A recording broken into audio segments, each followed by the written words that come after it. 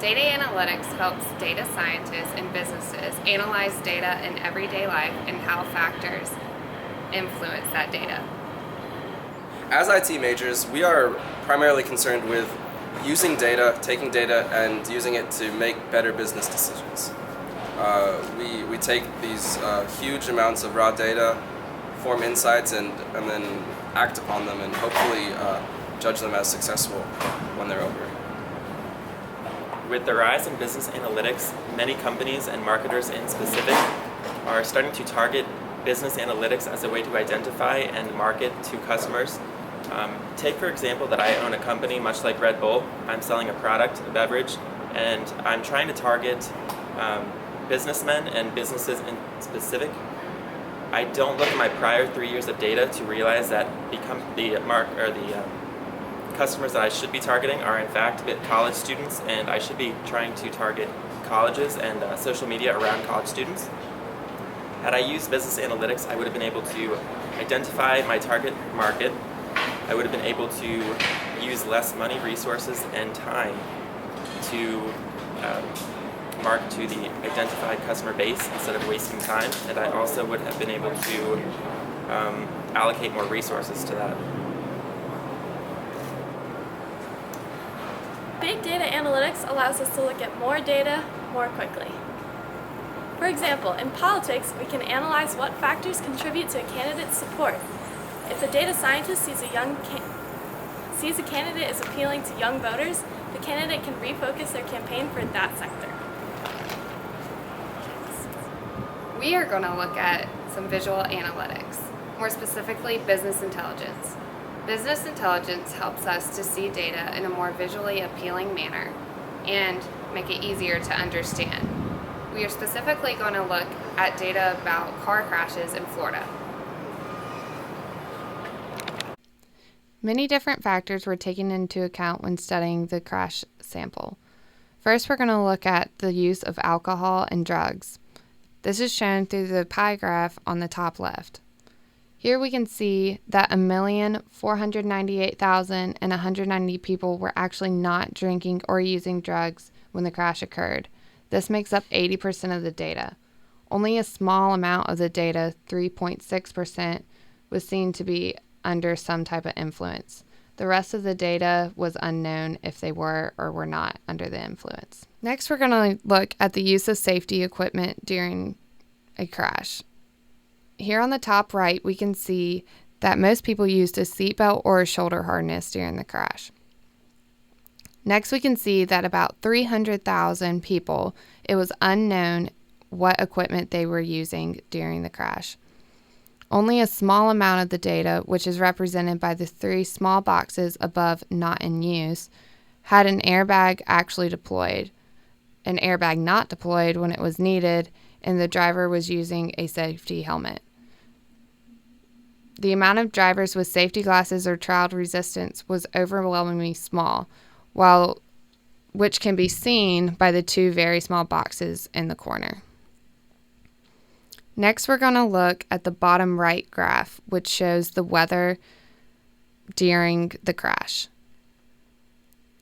The data shows that overwhelmingly, most crashes occurred when it was clear outside. This made up about 70% of crashes. The next highest frequency of crashes in a certain type of weather was cloudy, making up about 17.9%. But this is not even close to the amount that was clear. Next, let's look to the graph to the bottom left. This shows the contributing causes during a crash.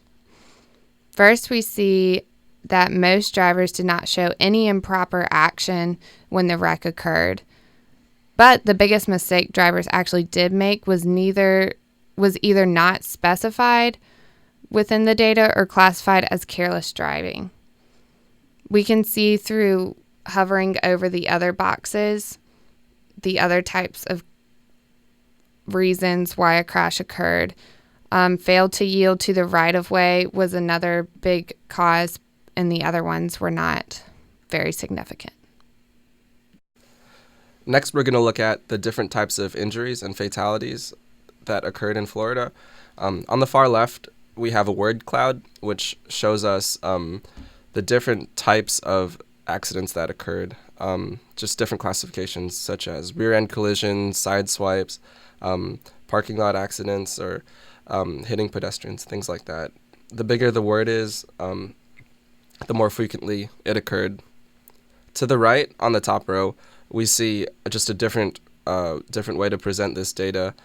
Instead of the size of the words representing their frequency, we have an actual number ascribed to their frequency. Continuing right, we have the distribution of total crash injuries. So this is showing us for a car that crashes, how many people were actually injured in that car. And the answer from what we can see here is most of the time it's just one person. Rarely does it ever go over 5 or 6 people. Finally, on the right, we have a depiction over 3 years of total crash fatalities compared to total crash injuries, and the ratio is very, very large. While there may be many crash injuries in a given year, there are not nearly as many crash fatalities in a given year. The long graph on the bottom shows us the same information in a different way, just showing us the frequency of the different classifications of injury, from no injury to possible injury to fatal injury. And again, the categories of fatal injury is very small compared to the other types of injuries. To the graph in the upper left, it shows that while yes, the highest frequency of an age where crashes occurred was 16 and 19, the maximum amount of drivers, shockingly, is others between the ages of 20 to 64, and aging drivers comprises of 65 to 104, was the second largest category. In the graph to the lower right, or the bottom, it shows that the highest frequency for people involved in crashes was between the ages of 16 and 19 years old. The age group is not very shocking, being as though most of the younger drivers consider themselves invincible. There's still a very large amount of crashes that are happening in the adult ranges between 23 and 58, and a fairly steady until 61 to 65, which could be due to the fact that not many 60-year-olds actually are driving still, and they're also more cautious.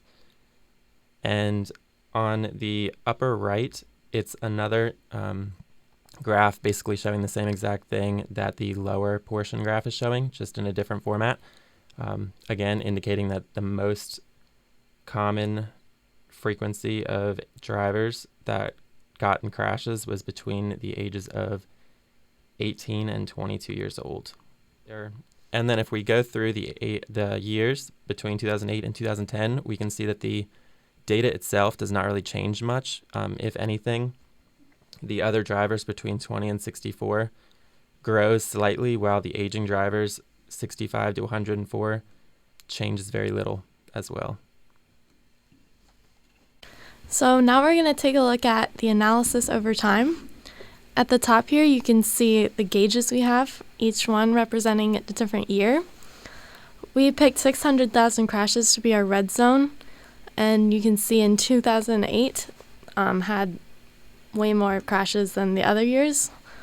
So now at the bottom, we can see a little more specific times. This is another crash by year. You can see there's a significant drop between 2008, 2009, 2010. Now we can see the frequency of crashes by day.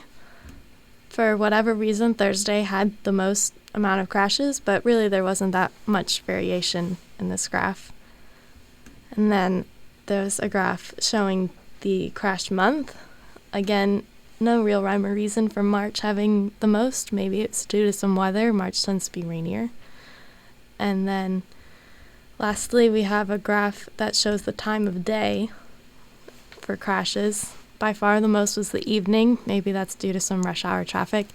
And surprisingly, night didn't come until the very end, with afternoon and morning crashes being more frequent. And also at the top, you can see that you can filter it by the specific year if you wanted to see that specific information. So now we're going to take a look at location of crashes.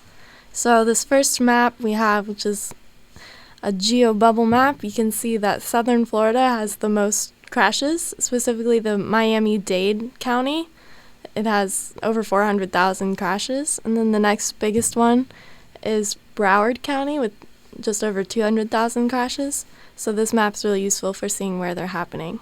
And this map at the bottom shows the distribution of urban versus rural crashes, where those are happening. And then at the top, we have filters to see where on the road that crashes are occurring. For example, a bridge or driveway or an entrance or exit ramp on a highway.